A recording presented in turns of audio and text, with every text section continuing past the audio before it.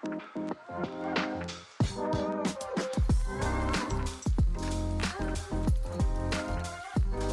is going on, everybody, and welcome back to Salty Runback, here to be your weekly intake of North American Developmental League of Legends. We have crossed into a new month. It is now February of 2025. Thank you for sticking with us for another episode, as still not a ton of news about the NACL or the OQ just yet. In terms of what the dates and the format are going to be, we did get some unfortunate news about the qualifier, which we'll talk about in just a little bit, but still, you know, a good show awaiting you guys. My name is Grapes, joined alongside Hawk. Hawk, how are you doing today? It's always a good show on Salty Runback. Grapes, we have on good authority that news might be coming by the end of the week, but it's not here yet. So we're getting there, hopefully, to being able to actually talk about NACL and the qualifiers. But Grapes, like you said, we have qualifier news this week. Unlike last week, it's just not... Well, it's not really what we were hoping for. It's the monkey's paw. Honestly, we were really hoping for news and some announcements, dude. Some sad stuff. No, that really unfortunate. We'll get into that soon. Before we do, check us out on Patreon and also join our Discord. We haven't been promoting that. You guys should join our Discord. It's really fun. We've been talking a lot about CLOL and the LTA in there. So yeah, it's been really fun just to talk with different people. We've been doing link some in the gaming description as well. It'll be right down there in the description, as you say.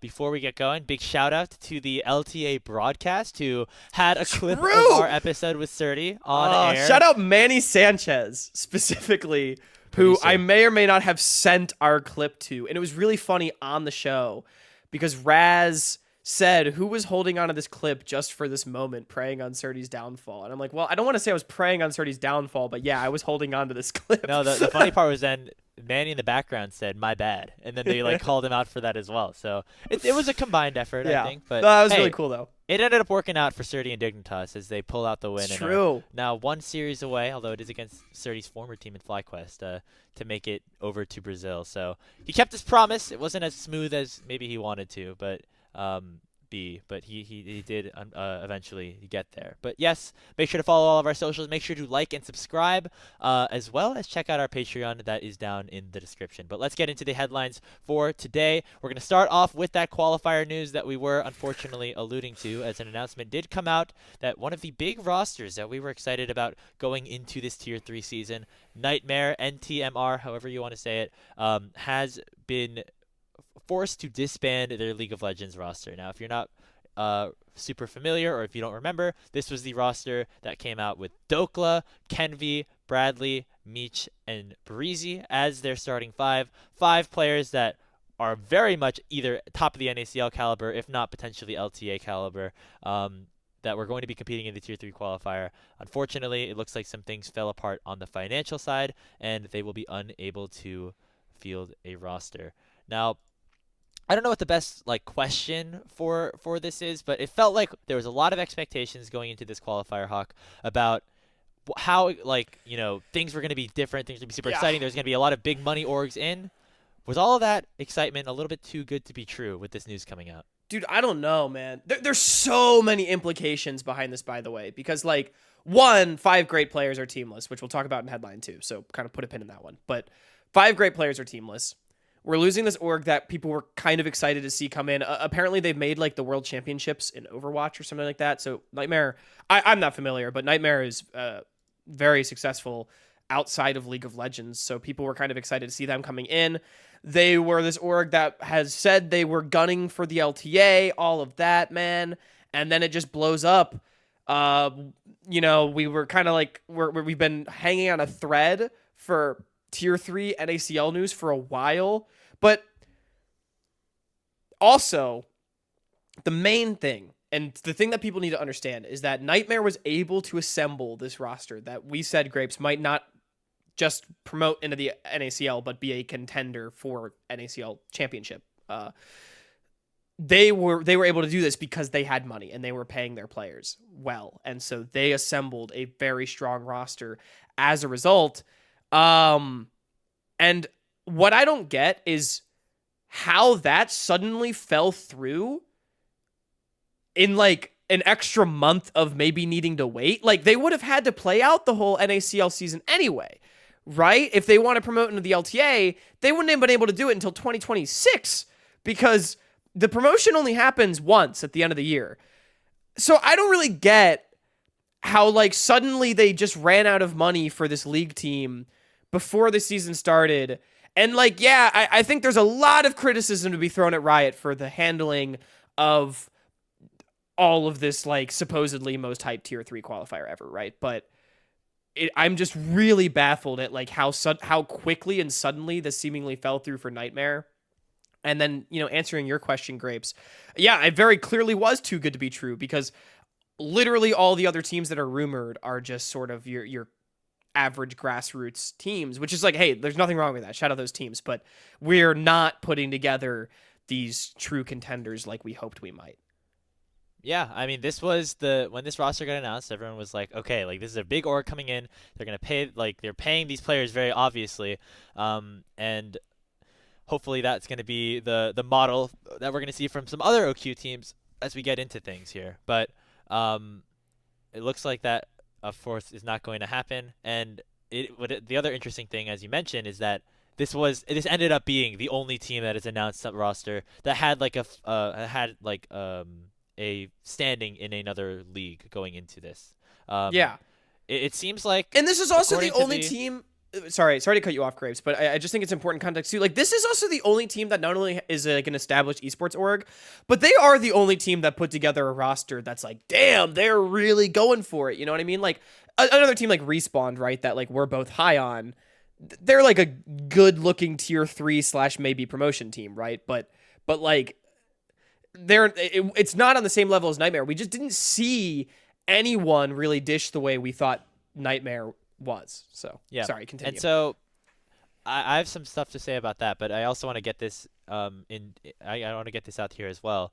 According to the announcement that was posted by them, it looks like what happened was a sponsor fell through. It seemed like they had some financial agreement to bring on this new roster of players, and then somehow it said due to unforeseen circumstances. I know their director came out with something as well. It seems like whatever that deal was that would have allowed that money to come in, unfortunately was not going to come in as well. Could you potentially, blame Riot or whatever for not announcing this OQ? Like maybe, but it's very pure speculation if that is what you're doing.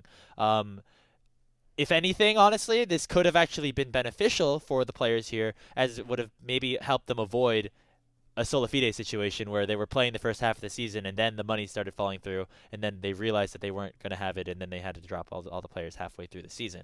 That is true. So that's like the silver lining that could have been here. Better. Yeah, if the OQ started in January and they were playing throughout this, and then it got announced now, hey, we don't actually have this money, we have to drop you guys. Well, here's the worst case scenario. Worse. Team makes NACL and then loses money. Like, we just get another TikTok Tony Top situation. That is probably even worse than them having to drop out of the OQ, because then maybe they could like find like a team for like the next split or something. Well, right? Here's my thing as well, is that hopefully, once this qualifier gets announced and eventually once these teams start to qualify in, I'm hoping that organizations like Nightmare, obviously not going to be Nightmare as we just saw, if they're not going to be submitting their own rosters, I hope that there's some like group of teams that are like sharks swimming around the water waiting to dive in on some of these unclaimed rosters, because honestly, from a business perspective, that is the smarter move, right? Like because the rules in the announcement say you have to be affiliated with the business in order to play in the NACL, because of the fact that once you are in tier 1, if that is something that ends up happening, like you need to be able to provide financially for these players. And so that is the hope that I have, but right now it's very clear that the Nightmare model of an org coming in, buying a big roster, that is not going to be the case basically throughout the whole space. Yeah, and it's so funny because we said like, this is not going to be another native gaming, like a month ago, and it was not another native gaming. It's something far more sinister. And hey, you were right. They didn't drop a game. They did not drop a game. I think it was Colomer that was the first one that said that. So shout out Colomer. That was pretty funny. But yeah, they did not drop a game. Yeah, it's just an unfortunate situation. I like the point that you had, Grapes, about like a team coming in and buying. Say again, just to use Respawn as an example, like, hey, we'll partner with you, Respawn Esports, and we'll be Moist Respawn, even though Moist is in the LTA now. I just can't think of other teams, man. Yeah, I feel like especially for like the 5 friends in a dream that like literally aren't operating on anything. I know Respawn is like, I think they True. are like an organization. Yeah. They are paying their players, so that but would like be Chimek its own thing or something maybe. Yeah, exactly. Yeah. I think that's a viable strategy. I do think like what set Nightmare apart, right, is they were clearly a team that didn't just want to qualify for the NACL. They wanted to go to the LTA. Whereas if you choose this opposite approach of partnering with an LTA team that sort of qualifies in, you're probably not making an NACL team that qualifies in. You're probably not making the LTA until 2027, just because. Yeah. I don't think any of these other teams are making the LTA, and that's okay. It's because most of these players are just trying to develop their careers and stuff. So it's sort of different business models. I do have reason to believe that probably will happen. As far as like a team picking up one of the qualifying teams, so it's not all doom and gloom in that sense. But Grapes, maybe we should move on to kind of talking about the other big implications regarding this roster. Last thing is that specifically, like, it has to happen. Like, there has to be some business affiliated. I just hope that it's a more established esports organization that like really cares about its future, not just in the NACL, but also like in potentially promoting to the LTA for some of these teams, like organizations like Nightmare who are in other titles and stuff. I've got you. Yeah. But yes, let's move on. We did talk about things from the business perspective a little bit, but let's talk more from the player's perspective as well, because these are 5 very talented players that, most likely, I don't want to guarantee anything here, but it seems like, might have passed up on NACL opportunities to instead go over to a roster like Nightmare, where they could have really had a good team together. They were getting paid potentially more money, and had the opportunity to promote into the LTA eventually anyway. Now we're all left without a team, and I think we can all say, Hawk, that these were 5 of the better players that would have been in the NACL had they entered the league. There's probably going to be some of them that end up just not playing because they aren't able to find a spot. But out of the 5 players from this team, which one of them are you hoping finds an opportunity to stick around and finds their way into the NACL the most? Yeah, that's an interesting question. I mean, probably, I just to answer that question immediately, I do think Bradley and Meech are the 2 players that like I think have the most still to gain, where Meech has been to that LTA level, and then Bradley has kind of been one of the big prospects for a while that people are looking at. So I think they would be the biggest losses. Breezy as well. And then obviously, I mean, even Kenvi and Dokla are still great players, right? And should be playing at a high level. I do want to note, so as of now, CCG, Winthrop, and Supernova still have not announced their rosters. Obviously, are we assuming that Winthrop's going to just be those? So, well, that was what I was about to say, is Winthrop hasn't announced their roster, but like we kind of know what it's going to be. So that leaves CCG and Supernova. So does call into question whether or not those 2 orgs go after any of these players. There are rumors surrounding both of the rosters that those teams would want to construct already. So it'll be really curious to see if they go a different direction, particularly Supernova. I don't want to be like a leaker, but there have been rumors around like them partnering with an existing roster that's very strong that we know of. And so they would probably be the ones most likely to go after Nightmare players. So it'd be really interesting to see if that was something that did happen. But otherwise, like, I don't know. There's rumors that like there's a like Grapes. I know we did an episode about like, should like what team are Instinct and Philip gonna play on, right? Well, there's rumors that they're putting together a roster. Do maybe they fill in a couple of spots that they still need with a Nightmare player or 2? Like, does Dokla retire? Like there's like really honest questions, I think, kind of surrounding this, that it's like I know we're sort of meant to speculate here, but I think it's like I'm kind of curious to wait and see.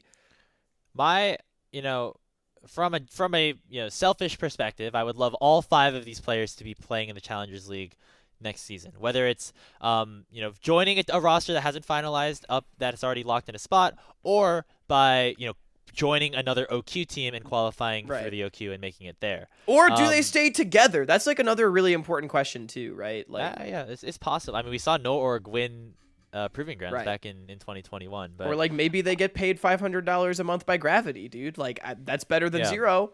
here, That's I'm being genuine here. So like I think the other thing to consider is that, there are players who have more or less to gain from playing in the qualifier / the NACL for their personal careers. I think, for example, at this point, Dokla and even Kenvi to an extent, they have enough tape on their careers that if a tier 1 or tier 2 organization wanted to pick them up halfway through the season, they don't necessarily need to probably prove themselves any more than they already have, if that makes sense. Like, I don't know if there's much higher of a ceiling you can get by watching Dokla smash through the OQs, especially if he's not getting paid any money to do it. But Grapes, have you does thought that make about sense? Yusin versus Dokla?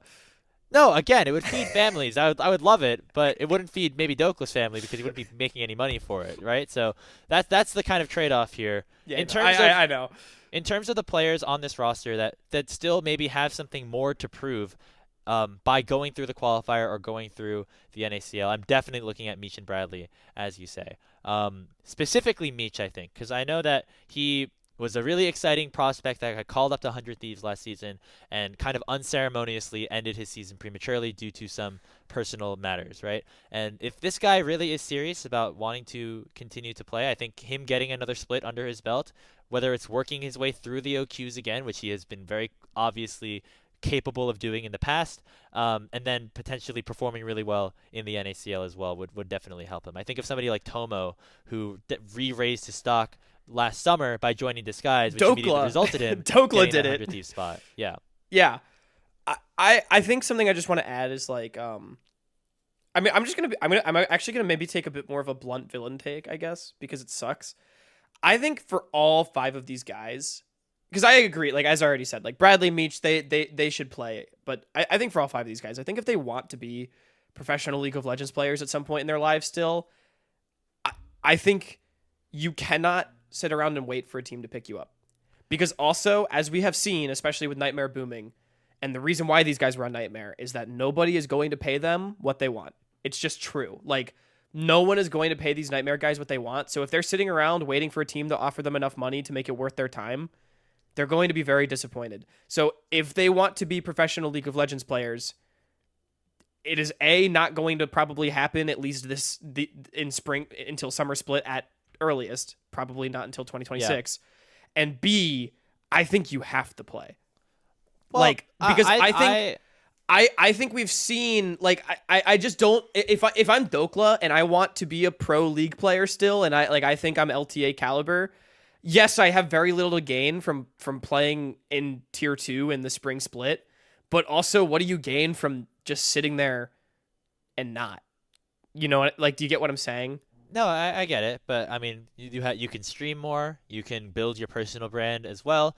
I think that players like have Dokla, we seen that go well for anyone though? Like, Spica's out of the league again. I was gonna say, I think players like Dokla and Kenvi are more closely aligned to players like Sven and Fudge. Obviously, close. They are much higher up, maybe on the totem pole. But I think I feel like Dokla and Fudge going into I feel like Fudge going into this summer and Dokla going into this split are kind of in similar situations where they were former champions that had maybe one down split or maybe 1 or 2 down splits, and they got replaced on their teams and I think Fudge took a split off and ended up working out for him. He's still in the league and back with Shopify Rebellion. And I feel like for Dokla specifically, you can make the argument for Kenvi as well.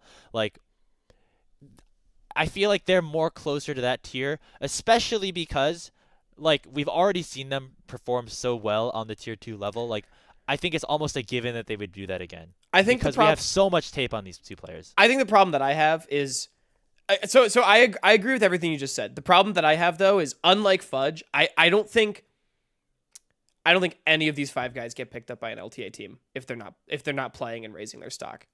And so for that reason, you don't think if Lion's having you don't think if Lion want to make changes, like, they would sign Dokla and replace Flickerish? I feel like that's like a very reasonable thing that they could do.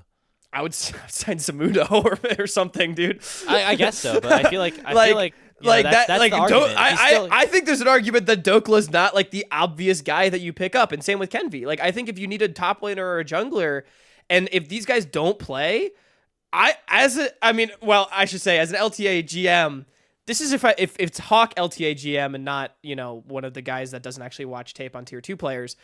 Like I don't think I'm like immediately being like, Dokla, who is riding the bench all split, is the guy that I get. And I'm not trying to say that to like put Dokla down. I think he's an amazing player, but that's what I mean. Like I think if you still have dreams of becoming a pro League of Legends player, I don't think any of these 5 guys can afford to just like sit. I think because I don't think you get picked up by a team that's not an NACL team. And then if it's a money issue for you, I don't think you should keep playing. It's also and that's like I said, it's a really harsh take, but that's how I feel about this. Don't want to join like a roster that might make it into the NACL through the OQs, but then might finish 7th or something. Like that could also be something. Like maybe they're waiting for the right roster to come together. And I mean, that's why you stay together as 5, which is a whole nother conversation. But yes, that is a fair take. That is a fair take. I think if they stick together as 5. That definitely increases the odds of one of those shark orgs coming in and diving in. Can we just say that's the dankest timeline? Is if all 5 of these guys say like, "Damn, that sucks," but like we believe we can win the NACL, and then FaZe Clan just picks them up. fucking no org it. No, we don't want FaZe Clan in this. I'm sorry. They have money. Yeah, but like Sentinels picks them up. That's way better. Yeah. The dankest timeline is Nightmare, no orgs it. I really think that would be like, in terms of qualifying, yes, they need an org will come in and pick them up. I hope if they do that, I hope it is like a Sentinels but or like an M80 or something. My point is like, I think if they stay together, and I don't mean just qualify to the NACL, but they fucking say like, guys, we're gonna stay together because we believe we can do great things. They bet on themselves, and then like maybe it works out. I think that's the kind of gamble that seems to me like the one that would be the best for all 5 players. I don't know if that's a crazy take, and obviously I don't know their situations personally. But like as far as like what would be good for their League of Legends career. Hey, I mean, we say it all the time, like as broadcasters, we always have that argument of like, is it worth our time to do something for free? And I think that's something that these guys are going to definitely have to consider. It's a tough question. So, but that's just the reality of the NACL landscape as a whole right now, though. So, if your dream is to play in the NACL, but also get a bag, it's not looking good. It just sucks that this happens. Like I agree. All the time. I mean, it's a shit position for. Please, if you are an org that wants to sign some players, like these guys are the top of the tier in terms of options to qualify. Have a conversation with them. Try to pick them up because they will take you far. We'll move on from this nightmare of a topic. It's an interesting conversation. I mean, I guess to sum everything up, because I know I kind of ended on like a typical Hawk villain take, but like, I think these players have a lot of options available to them, and there are a lot of entities that like we both know might be in play / like maybe they're waiting in the wings like Sentinels. We just don't know. And so at the end of the day, these players are they're going to just make decisions, and we really just have to wait and see, because this is all like fresh news. But the point is, it's 5 very talented individuals that if I think all 5 of them still could become good enough for the top level. And so hey, I agree with you. We'd like to see them be able to push forward. I would love to see them run it back. I'm just not super certain if that's going to happen. So no, and yeah, like whether or not that. I mean, again, I'm just saying what would be like the most fun for me to watch, and what like I think will be again good for them strictly as like League of Legends playing stock. But there are so many other factors at play to where I think it's unlikely they just decide to play as 5 anyway, and that's okay. But yeah, no, that's fair. Let's move on to teams that are actually playing in the NACL. Not confirmed yet, I guess. Who knows what happens? But Maryville, we got the first look at their roster in CLOL as week 2 of the college season, continued on, and it was actually a rematch of the collegiate grand finals from 2024 against St. Louis University. And hey, this time the Saints got their revenge, sweeping them 2-0. You could throw an asterisk in there because SLU not running with the same group of 5. That program has disbanded, but some of the players are sticking around. Most notably, Winnie and Darkwings were both participants in this series, although the rest of the roster around them was definitely not the same and allowed for Maryville to win this rather clean. Here's the interesting part of this. The roster that Maryville lined up in week 1 was full of role swaps, Shimmer playing Warwick top, etc. this seemed like the first time that we were going to see like full try-hard Maryville League of Legends. And that includes potentially their NACL team. And the roster consisted of Zamudo, Yuji, Spirax, Sajed, and Zyko. Now, the team also signed 2 other players, most notably Shimmer in the jungle and then Toasty in the mid lane. Do you expect this starting 5 to be the starting 5 for Maryville come the start of the NACL season, or could you see anything else happening with some of these subs? Yeah, it's a really interesting question. Starting 5, I think this is it. And I think this is always what we expected, right? When we saw the announcements, Zamudo, Yuji, Spirax, Sajed, Zyko. Because Sajed is going to fill the spot because Jerry left, but then everybody else is still there, right? And I think it makes sense. And this is probably going to be the starting 5. I think the biggest question that I have, Grapes, is do we see Toasty playing in the NACL this season? And is he splitting time with Spirax? Is he on a different team? Does he go to tier 3? I know there are some lone rules at play and everything like that maybe could come into question, but regardless, that's sort of just the big question that I have. Because I think Shimmer, as good as he is, and I think highly of Shimmer, I do think he is someone like a Kachu that stands to gain from sitting behind Yuji and probably we don't expect to see play, and that's okay. But I think Toasty behind Spirax is a much different question because Toasty is who many people are actually looking at to be the next mid laner up in our region. I'm even trying to think about their champ pools and if there's any sort of sword and shield thing that they can do with those 2 players specifically. I don't necessarily see it off the top of my head. If you think that could be an option, let us know in the comments below. But I feel like you're getting not similar play, but it's not going to be that big of a difference where you'd be subbing in the players for different strategic purposes. I think it would just be. Toasty's a bit more of an inter, but positive connotation, but more aggressive versus more passive. Yeah, but they don't have a super stark playstyle difference. I just think that's immediately the question that comes to mind because again, like I said, I think we always expected this was going to be the starting 5. I mean, Grapes, I'm curious. Did you think there was a world where Toasty overtakes Spirax or? I don't know. I think so. So Toasty would have had to make a decision. Is going to have to make a decision, I should say. If he wants to play for another NACL team, that means he cannot sub for Maryville throughout the entire NACL season. He can still sub in for CLO matches here and there, but he cannot play for both. He cannot both be a sub on Maryville's roster and also be on an OQ or an NACL team. So that's the decision that he's going to have to make. I imagine that he decides to do the latter and try to help grow his own brand on his own because we've seen other players do that, namely right. Iconic playing on Tony Top or things like that.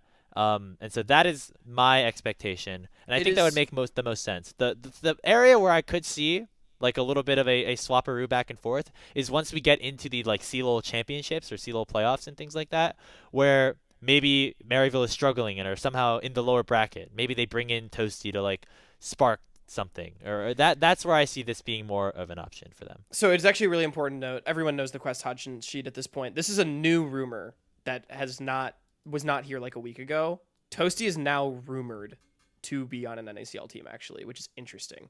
For a while, Toasty was not listed anywhere. And so I guess that was a big question. Maybe he was kind of deciding. So I guess maybe signs point to that happening. But I don't want to get too much into rumors and everything like that. But yeah, that's interesting to me, actually. Because I was sort of sitting here wondering what Toasty... Because again, that's just the biggest question is what does Toasty choose to do?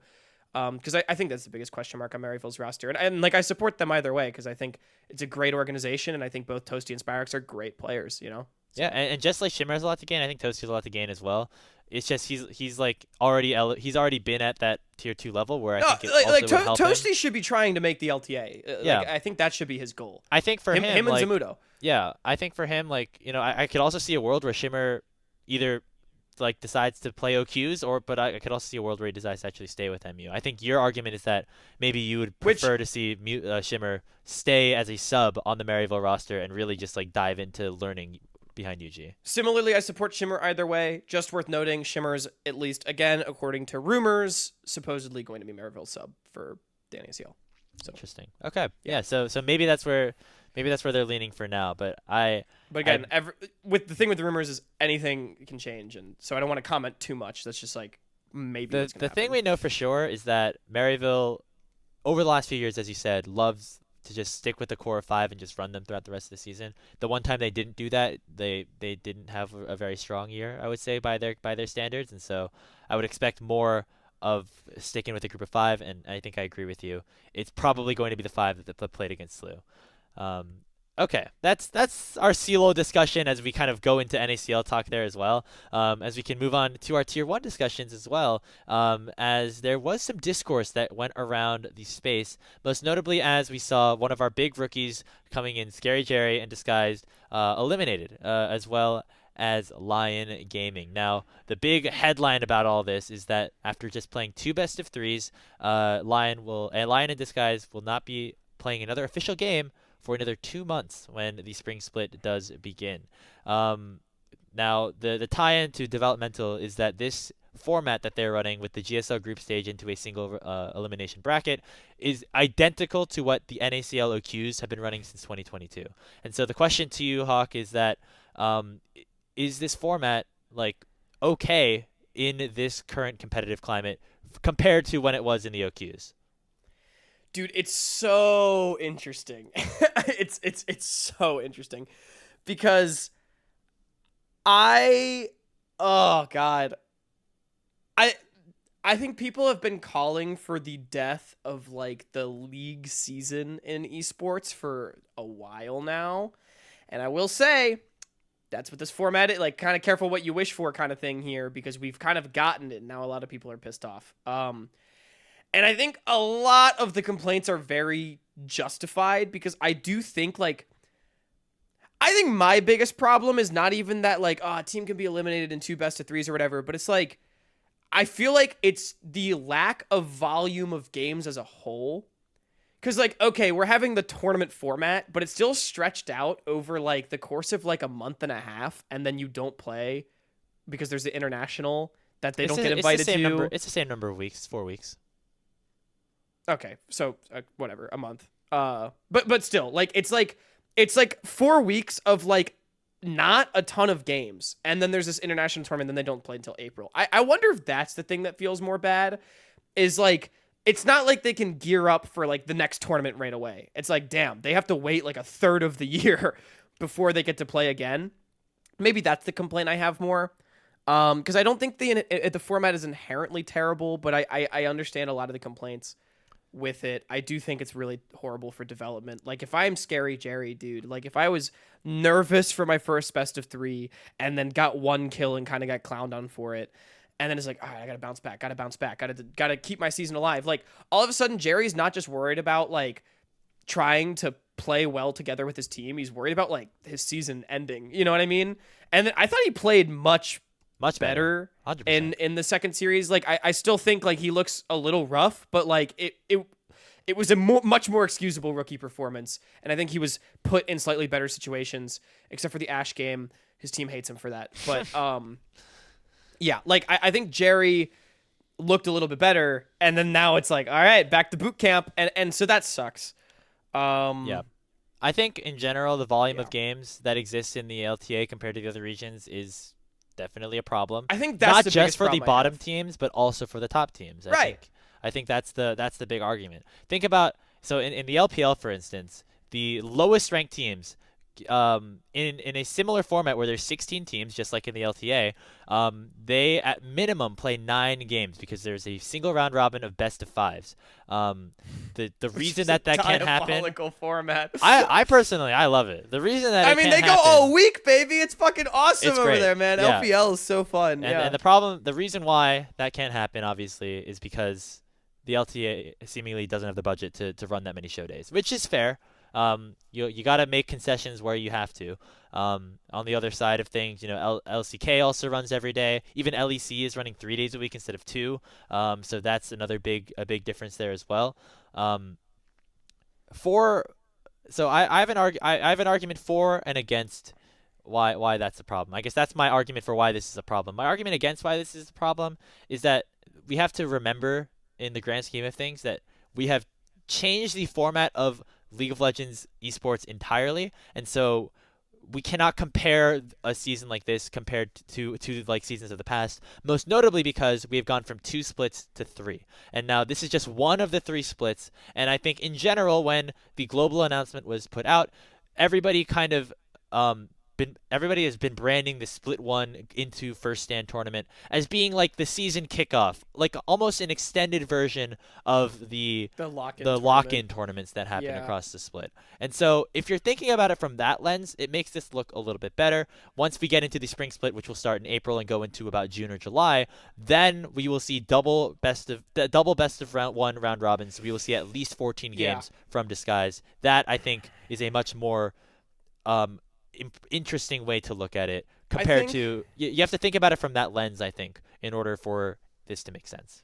Yeah, I think having munched on my thoughts more as you were talking, I do think the biggest problem I have is just like, if you want this to be like a lock-in tournament, make it lock-in tournament length. But if you want it to be like a pseudo split bigger tournament kind of thing, like that, you need to have the number of games to back it up. Yeah.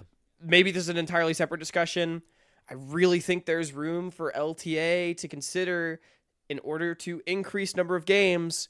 I mean, why not just start having remote games? The ones in the broom closet already suck. Like, you might as well just save the money and make them remote. I don't know. That's definitely a whole separate discussion, but I do legitimately think that is a can of worms that maybe they should consider opening. Yeah. Because I think the bigger problem that I have I'm all in on that right now. I think the bigger problem that I have is it's a 4-week-long tournament that feels like it just feels anticlimactic. And I think that's the bigger problem than inherently the number of games. Yeah. That Disguise gets to play. That's a great way to think about it as well. Like, yeah, just the fact that there's not, especially compared to the other regions, there's not enough games in this first split. Even LEC is still doing their like single. They do round a little round robin yeah. first too. Yeah, everyone gets to play some games. And LEC is also like down horrendous in terms of budget. So like, I think that's where kind of the bad looks have come from. Yeah, and also the argument, another argument kind of against it is that when we have this format in the OQs, it was 2 of these OQs. So even after you got eliminated in 2 best-of-3s, you got to re-gear up, play in the qualifier again, and then try. Right, you would have two tournaments in the span of like 2 months, as opposed to tournament in January/February and then tournament in April. yeah. Which I get it. There's an international tournament in between. The circuit's different, but All that to say, I think we're a little disappointed by the fact we only get to see 2 series. Also, much more Disguise. teams in Tier 3. Much more teams. Yeah. Yeah, I think overall we're disappointed that we only got to see 5 games of Scary Jerry, but we'll get to see way more of him later. I think is where we're going to be looking in terms of hope. Let's do this one pretty quick at the end. We thought it would be funny to do a little Luka talk because it seems like everybody is doing it at this point. Every single goddamn podcast on the face of the earth. Luka Doncic traded from the Dallas Mavericks to the Los Angeles Lakers for Anthony Davis and a couple of other pieces in between. Shout out to Jalen Hood-Schifino, who is now a member of the Utah Jazz. Talking about this in like general developmental sports terminology, this is the story of a team's franchise player who is very young and still not yet at the prime of his career, getting dealt away for another superstar, but an aging superstar, and just in what seems like a very strange move overall. It feels like we have stories like this all the time in Tier 2, Tier 3 esports, and so that's why we thought it was a fun little segue and thing to talk about here. I'm laughing so hard at the way you shouted out Jalen Hood-Schifino. Did I say his name right? Like he's a friend of the show. Huh? Yeah, big friend of the show. We'll get him on the podcast next week. Yeah, man. Yeah, that was incredibly funny to me. Dude, if you want to talk about the Luka trade, join our Discord. That was Grapes and I had a good laugh about the number of people that like consecutively joined the voice call to be like, yo, did you hear about the NBA news? And then would leave. And then, yeah, that was fun. Yeah.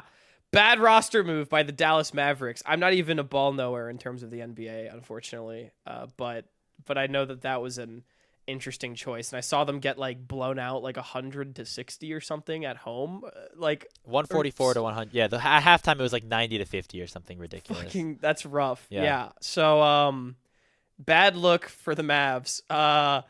just like we've seen bad roster moves in tier 2, tier 3.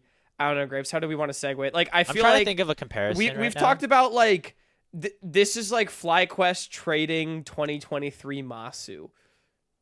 For like a Tenacity or Diamond or somebody like that, like a good player, but maybe doesn't have as much untapped potential. I was also thinking about, maybe like a 2023 Evil Geniuses trading Jojo Pyun away for somebody like Sven. Like that's kind of what happened. I hope here. Luka doesn't have the same career trajectory as JoJo. Where he goes and plays goes where back he to, goes back and to like Europe. sucks on cloud 9 and then goes and plays in like Latvia afterwards. Fortunately, the NBA is kind of like the Premier League, so that's a good thing for us. But yeah, I agree. Yeah, man. So that's our NACL equivalent. I guess that's why that was the title of our episode I feel as like, well. okay. I've got it. It would be like, I'm gonna make an LTA reference because I feel like it's like a little bit more applicable. Yeah. It would be trading again, still Masu, because I think he's the best comparison for like Luka right now. It'd be like trading Masu for like licorice. No, that's disrespectful to Anthony Davis. He's still a top a top player in the league. All right, I love all right, Licorice. my bad. He's definitely had his highs, but I think AD is still at his highs. What about Sven? No, exactly. It's Masu yeah. for Sven. It's Masu for Sven. I think that's a good comparison there. Disrespectful to Anthony Davis. Or like an FBI maybe or something like that. But I think the big thing Dude, is I don't know. FBI was looking like a great fucking pickup for 100 Thieves though. Yeah. That was like the move of the offseason for them, dude. I think the thing is that it gives the Lakers a new face to their franchise. That after LeBron is gone, you're gonna have Luka come in and just be the Lakers guy for the next 10 years. So I think trading a JoJo or a Masu to a team for somebody like Sven, like after even long after Sven's gone, or now that like after like their core is gone, once Blabber or Vulcan like step away, like then Masu would be like the next Cloud9 guy. I guess that's what they were trying to do with JoJo, but it didn't end up working out for them. But I think that's Masu the best for comparison. core JJ. Yeah, well, yeah, something like that. Maybe it's Impact or something. Because Impact's a GOAT. Is Anthony Davis that good? Yeah, he was all pro like second team last season. He was like a top 3 center in the league. So that's that's the MVP of the league. Impact right there. Put some fucking respect on his name, bro. Look, like I said, I'm not a ball knower. I know who Luka is. Anthony Davis, like that guy. You just really don't know. To me, that name means nothing. So you really don't know ball then. Yeah, so Impact is too good to be Anthony Davis if I don't know who Anthony Davis is. The reason I said Impact instead of Core is because Impact is more Core is more the face older? Core is more the face of the franchise. Whereas sure, LeBron is like the face of the franchise. And even though AD might be like slightly better than LeBron, all right, you would trade like the AD comparison is trading him away because then now you have Core AD, like, JJ. more of a journeyman? Was he more of like a journeyman in his later years? He got traded more recently to the Lakers, and LeBron is like the bigger brand on that team. I got you. And so okay. it's like you're trading away like your 1A superstar to have a new young face of the franchise to go alongside your other face of the franchise. You would have the Core Masu bot lane on Team Liquid. That's what would be happening. I can't wait to see the comments just flaming me for not knowing who. If you like this type of stuff, by the way, check out our Patreon, as we're going to be having a new show coming out this month sometime, Shooting the Salt, where we just talk about random stuff all the time. Doesn't even have to be related to League of Legends. It will sometimes we'll have a tier list. Sometimes we'll talk about sports. Sometimes we'll talk about movies or musicals or anything. The Grammys or something happened. Today, and the first one's gonna come out in February. Yeah, so stay tuned for that. It'll be in the Overdose tier. We also have episodes of CeeLo Central and Semi-Pro POV coming out as well over there. Yeah. So we thank you all for your support on that front, as well as for watching this episode. Yeah. If you like listening to us yap, make sure to check us out there. Join our Discord, like I said. Check us out on social media at Salty Runback NA on all platforms, at Hawkcast, at Speedy Grapes on Twitter. And if you know who Anthony Davis is, take what I said with a grain of salt. I hope you all have a great rest of your night. We'll see you next time.